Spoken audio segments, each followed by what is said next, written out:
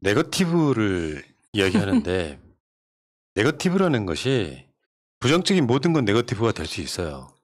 근데 네거티브의 치명적인 것은 이재명 지사가 언론과 인터뷰에서도 그런 이야기 하던데 권투 시합을 하는데 때릴 수 없는 시합을 하고 있다. 본인은. 왜냐하면 본선 갔을 때 어떤 경쟁력 때문에 내가 상대 후보를 공격을 심하게 못하는 권투 시합을 하는데 내가 상대를 때리지 못하는 시합을 하고 이렇게 표현하더라고요. 근데 이제 1위 주자를 끌어내리기 위해서 온갖 네거티브가 동원되는데 예를 들면 내부적으로 하지 말아야 될 것들이 있어요. 그게 뭐냐면 이건 이미 검증된 건데 사실상 검증된 건데 또 꺼내가지고 사람들이 기억을 소원하는 행위.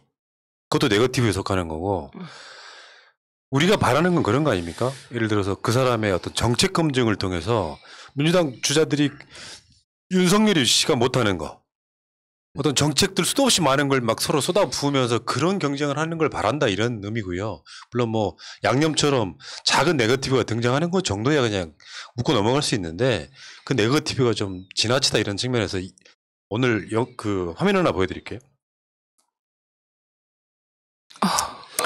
이거는 이제 황교익 요리 평론가가 올렸던 글인데 이낙연 캠프에서 이런 것을 만들 리가 없습니다. 분열 책동이 벌어지고 있습니다. 이런 거 돌리면서 킥킥거리는 자들은 민주진보 세력의 적입니다. 원팀입니다. 흔들리지 마십시오 하면서 군필 여당 노무현, 문재인, 이낙연 이렇게 써놓고요. 미필 야당에서 이재명, 윤석열, 황교안, 이명박 이렇게 이걸 실제로 돌리고 있는 사람이 전 누군지 알아요. 아, 그래요? 이걸 만들어 돌리는 행위가 소위 말하면 똥파리들이 만들고 있는 거예요. 근데 군대는 가고 안 가고의 결과만 놓고 이야기하기는 힘들어요. 지금 민주당에 군대 안 가신 국회의원들 많이 있죠. 민주화 운동하다가 감옥 가신 분들. 또 이재명 지사 같은 경우는 아픈 가족사입니다. 초등학교 졸업하고 공장 끌려가는 그 못 살았던 집안에서 공장에서 일하다가 다쳐서 장애인 돼서 군대를 못 갔어요. 요거를 이런 식으로 지지를 하면 이재명 지지자들이 이낙연 후보를 지지할 수 있겠습니까? 그러니까 황교익 씨가 저렇게 표현하는 건 일리가 있는 얘기예요. 이낙연 캠프가 했겠습니까만 뭐 군대를 갔네 안 갔네 이런 문제를 결과만 놓고 이야기하면 안 된다. 근데 저게 엄청 슬픈 얘기예요. 뭔지 아세요? 여기 팔을 다쳤어요. 그런데 어린애가 다치는데 치료를 안 해주니까 그 다친 부분이 안 자라서 팔이 틀어진 거예요. 그러니까 그런 그 아픈 가족사를 통해서 장애가 만들어진 상황을 군대 안 갔다고 몰아붙이는 것은 미친 짓이라고 봐요. 아까 좀 전에 어떤 사람이 네거티브를 이야기하던데 이낙연 후보가 최근에 보여주는 행태에는 상상을 초월해요. 방송으로 말씀드린 거 반도 안 됩니다. 그렇게 해서 시너지가 나겠냐 이런 이야기를 드리는 거고요. 지지율이 일정 부분 오를 수도 있어요. 여론조사 기관에 따라서는. 그것이 세상이 전부인 것처럼 하면 이낙연 후보가 본선에 올라갔을 때 경쟁이 더 떨어집니다. 그러니까 어떤 방법을 통해서 올라가는지가 중요한데 이 조금 올라가는 것 같으니까 내부 주자에 대한 네거티브를 통해 가지고 뭔가를 하려고 하는 그 행위 때문에 제가 어제 빡쳤던 거예요. 우리 방송을 할 수 없느냐. 예를 들어서 이재명 지사 측에서 당신 80년대 전두환 찬양하는 칼럼 썼어 안 썼어? 친일 청산 뭐 친일재산 환수법 거기에 참여했어 안 했어? 이런 식으로 질문을 한다면 광화문에 박정희 동상 세우는 거에 위헌이었어 아니었어? 이렇게 질문을 한다면 그게 네거티브인 거예요. 이쪽에서는 네거티브 안 하고 있는데 저쪽에서는 네거티브 아까 말한 저런 거 이런 방식으로 네거티브를 하면 안에 시너지가 나겠냐고 말씀드렸던 거예요. 이 원인을 이야기하지 않고 내가 네거티브 한다고 이야기할 수 있겠습니까?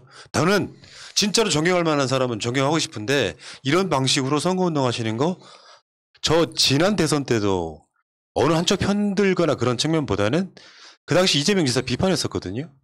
너무 세게 나간다고? 어차피 문재인 대통령이 될 수밖에 없는 선거에 너무 감정적으로 나간다고 비판했던 사람이에요. 문제는 특정 주자가 싫어서 그 싫은 주자 때문에 당 개판 만들고 있는 세력에 대해서 지금 경고하는 거예요. 저도 요즘 당에 좀 뭐 지난주에 조국 전 장관님 얘기를 비롯해서 좀 비판적인 목소리를 좀 키워가는 이유가 있는데 다른 게 아니고 뭐 여러 가지가 있겠지만 김대중 노무현 전 대통령에 대한 얘기가 계속해서 나오더라고요. 틈만 나면 뭐가 적통이네, 정신을 이어가겠네. 근데 제가 너무 화가 날 때가 언제였냐면 김대중 노무현 정신이 그럼 무엇인가? 라고 물어보고 싶은 거예요. 예를 들어서 그냥 친했다. 혹은 그때 일을 했다.